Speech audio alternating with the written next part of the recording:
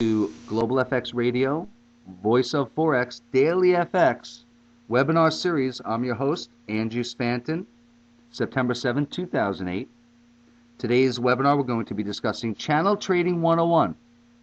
Channel trading, in my opinion, is a key strategy that encompasses so many of the various strategies that traders will employ. Channel trading, in my opinion, comes very close to Fibonacci retracements, moving average crossovers, Elliott wave theory, all basically on the same premise that if a trend is going higher, it will usually have pullbacks. And channel trading is one of those methodologies whereby in an uptrend channel, you have a series of new highs in the dollar index you're seeing here. This is the hourly chart over 30 days. You have a series of new highs, and you have a series of higher lows. Now, regarding technical analysis, it is not an exact science in my opinion. Technical analysis is very subjective. As far as channel trading is concerned, there are those that will draw a channel line. If it is violated, they will immediately go the other way. I am not under that camp.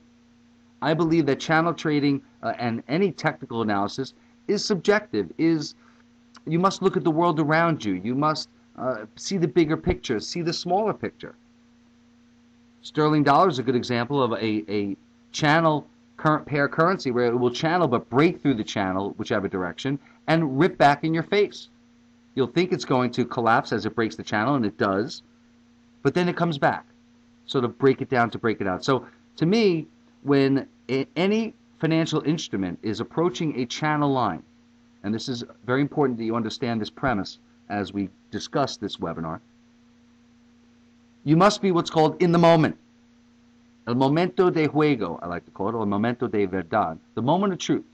Is it going to bounce off that channel line and either go back up in an uptrend channel, or is it going to roll back down in a downtrend channel? Or is it going to flag at the uptrend channel and then go higher? So as we see here in the dollar index on the hourly chart, every time the dollar index has pulled back to our uptrend channel line here, it has bounced off it. Now, yes, if you draw it to perfection, you'll see it actually violated a little bit. And this is what I'm talking about as far as the moment of truth. This is where you have to say to yourself, all right, what does it look like here? You go to the short-term charts. You say, you know what, let's look at the 5-minute, the 15-minute chart. Is it going to roll over? If you see a hammer or candlesticks, that's why, in my opinion, employing different trading strategies. I am a candlestick trader as well as channel, moving average crossovers, Fibonacci trader. So to me, in this moment here, where it's flagging to the downside and not looking very well, I'm going to be on the 5-minute and the 15-minute chart, looking to see if it is in fact going to roll and break this channel line. Now again, there are those of you that will send me emails saying, you don't know what you're talking about, this channel line's busted here and there. Okay, listen, go for it. I don't care. Again, I just want to make money. And to me, are there times when channel lines work to perfection, where to the pip? Absolutely. Are there times when it breaks through and comes back down? Absolutely. So the key in trading is knowing that, well, let's say in the dollar index's case here in the last 5 days, it's been in this uptrend channel. And the key also is, all right, when it got up to the top of this channel, and you maybe put a short on, you got a shooting star here. If I zoom in,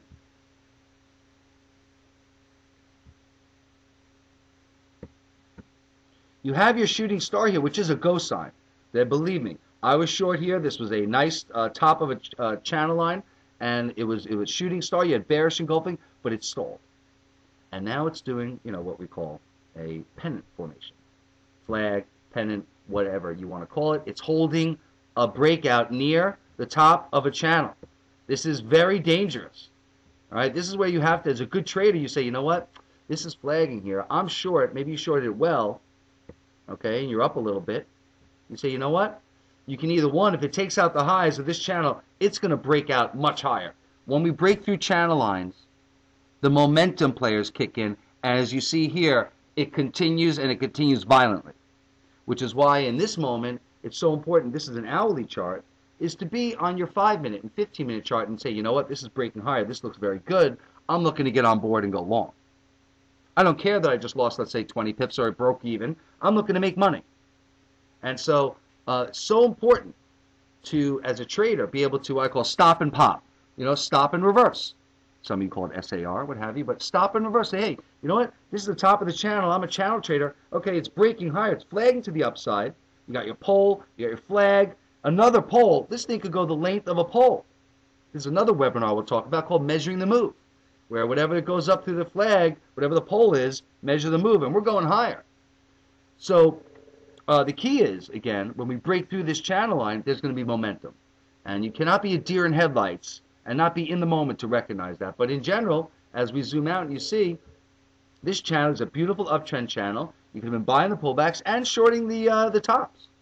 But once we do break through that channel line, very important, then you must run for the hills. Not panic out, but change your bias. So the dollar index is a good example of one. The euro dollar, I want to show you the euro dollar pair on a 15-minute chart.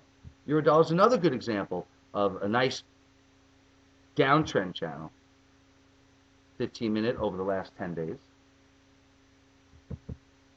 As we see here, we get all these big moves. And I will do another webinar on 10, 20, 30 exponential moving averages so you understand why I have them. But again, it's the same thing. They're bounces into a downward trend. So again, when you get these violent moves, it's a standard deviation moving average crossover. It means when you break out through a massive move, it's always going to tend to retrace to one of the moving averages.